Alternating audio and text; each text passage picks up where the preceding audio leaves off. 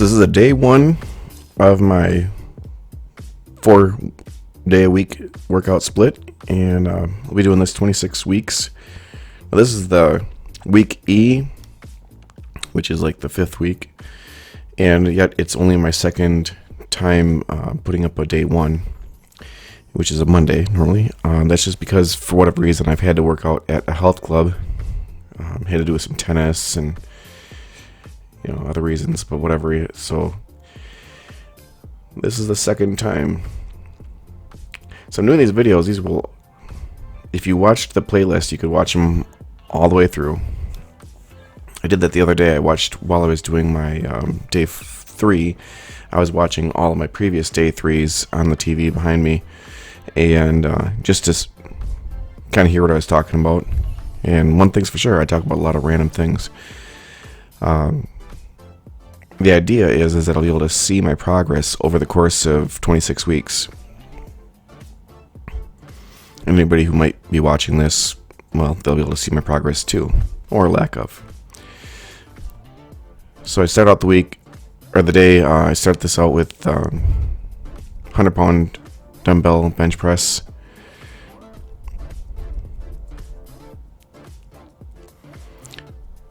So I'd like to see those come in just a little bit closer at the top. I don't like them to bang into each other, but I'm not even anywhere near banging in there. I don't want that break either. So that one where I did get close, I slowed down a lot. So I want to be a little bit more fluid than that. Keep the movement in motion, otherwise I end up just sitting there having the weight resting on my skeleton. So speaking of skeletons, I was talking to my wife earlier today about existence, and we belong to the Mormon Church. I started out as a regular Christian or a Lutheran, and I was disaffected. I found in particular the afterlife explanation to be a little bit not something that I wanted to do, and had a hard time believing it anyways. As was explained to me, God created humans so that we could go to heaven one day, and then we would be worshiping Him for all of eternity. And I like church, but the songs aren't my favorite, and so doing that for all of eternity. This is a 5-pound increase from my last week, so 285. This is nothing like a personal record or anything for me, but the goal here is to get 5 done for each set. 285. So anyways, I found that idea of God being silly. Why would God create people just so they can go to heaven and then worship Him? To me, that seems like like He's a rock star and He just wants fans, and so He creates all the fans, and then we come down to earth and we live this life, and some of us go through hell while we're on earth, and then we eventually get to go to heaven, and then get to go to a Jesus Christ Superstar rock concert for the rest of eternity. So in comes the Mormon Church. So I actually went to lots of churches, kind of looking for something better than that. I was Baptist for a while, and I was non-denominational for quite a while. And I ended up going to a Mormon church. And what appealed to me about that was that they said, well, life is about, we come to earth to get a body, and we actually existed in a pre-mortal existence, kind of like in the movie Soul. But you come to earth to get a body, and that was like really exciting for us. And Jesus Christ came here to basically give us the opportunity to get a perfected body, and for us to go to the highest level of heaven. They have multiple levels of heaven: the celestial, terrestrial, and the celestial. And that made more sense to me, only because the ultimate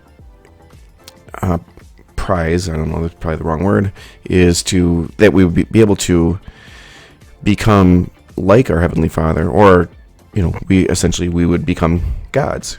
And that makes more sense to me, because if I'm a god, well, okay, I'm a dad, I created a kid not because I wanted to create a little, me worshiper, but I created a kid because that's part of life. I created the next, version, the next step. And my kids are in embryonic phases of being adults. Not exactly like me, but maybe more like me than what they were when they were a baby.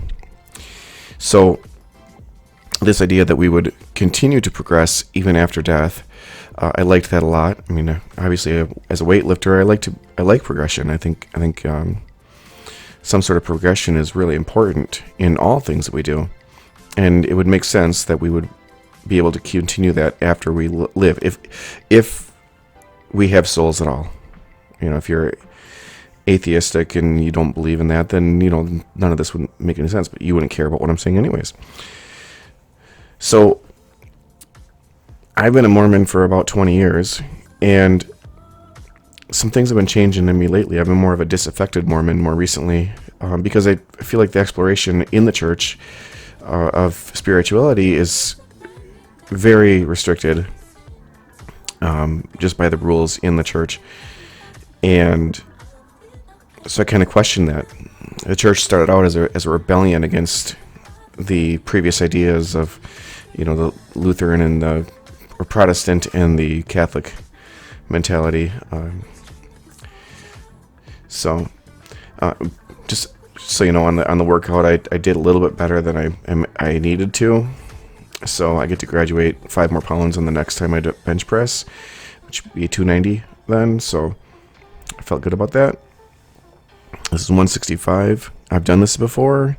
I think I'm repeating the weight because I wasn't able to get over 5 repetitions each time.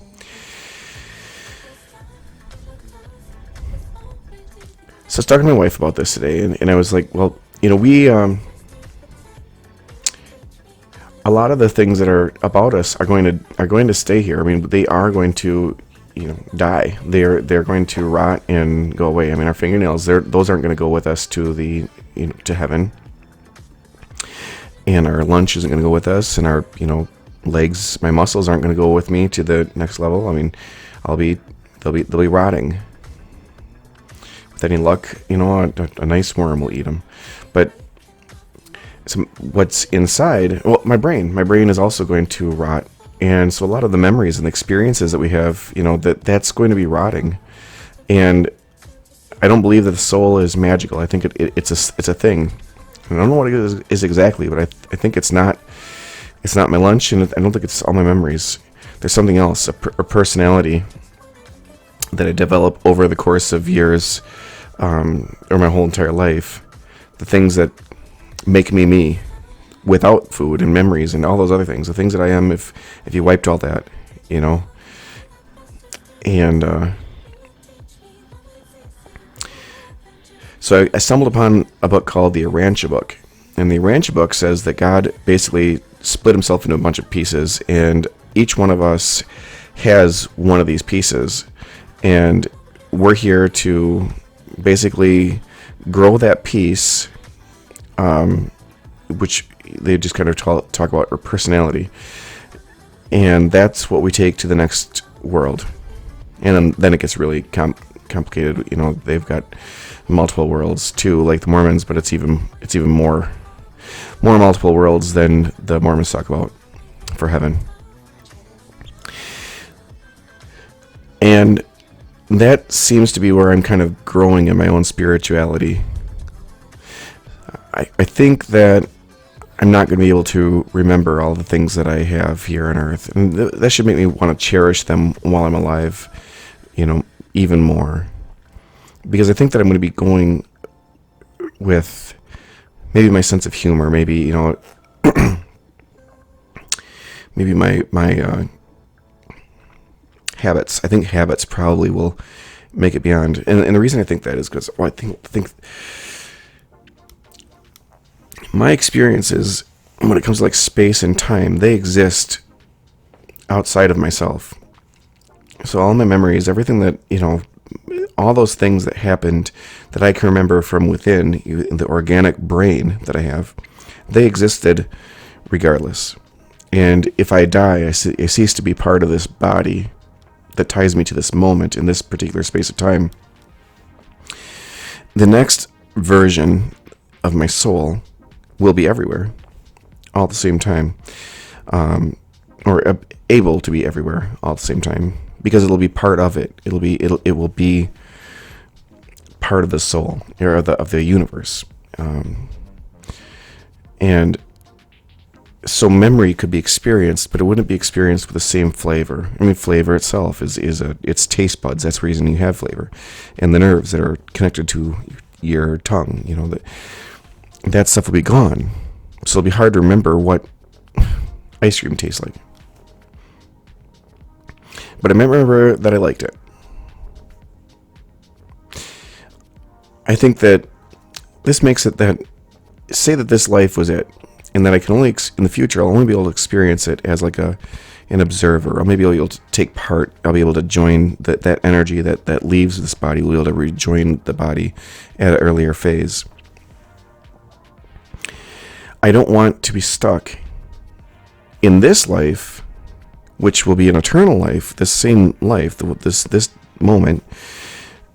I don't want to be stuck in a big old fat, lazy, grouchy, racist, person who like lusts after gross things, or I don't want to be any of those things.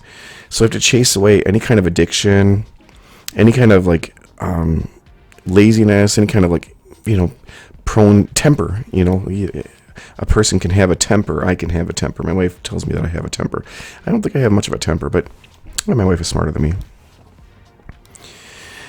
We have to chase these things away. We have to become the person, the ultimate, like during our life, not in our afterlife. We need to work on becoming the ultimate version of ourselves. And that might change as we get further down that path. I don't know. My spirituality has changed as I've developed. I mean, I'm 47 years old, and I would say that I've been actively thinking about this since I've been about 7 years old. That's 40 years. I mean, I got a little time left, so let me throw in this experience, early spirituality experience. My mom and dad took me to a church in Broadhead, Wisconsin. It was a new church. It wasn't Lutheran. We tried something else, and this guy brings us kids, who are my age, not me, not my siblings, but other kids that were my age, brought us up to the front of the church in front of all these people. And this was a rather rowdy church. And he's yelling at me, "Do you give your life to Jesus?" Well, I was probably about 7. I think it was about 7 years old. And he's like screaming at me, and I'm like staring at him like a kid might, because they don't know what to say. I don't know, what are you asking me here, dude? So ultimately, I ended up saying yes. I think I had tears, not because I was having a spiritual moment, because I was scared. There's this man yelling at me in front of all these people, and I definitely felt weird. But that night, I went home, and I kind of I'd been thinking about it, and I prayed, and I said, "Hey, God, if you need me, if you need me, I'm your guy. Give me a call." 7-year-old Jim just laying there in bed, offering God, the use of me. And I don't know. I think God does need us. And they need us to be good to each other. He needs us to be, good parents when we get a chance to have kids. He needs us, he needs us to be good husbands and be good role models for other people. So, that's the end of the video. Okay. Well, I didn't talk much about working out, but we'll get 20 some more of these to go. Thanks for watching. If you did watch this and you're not me, let me know what you think. Thanks.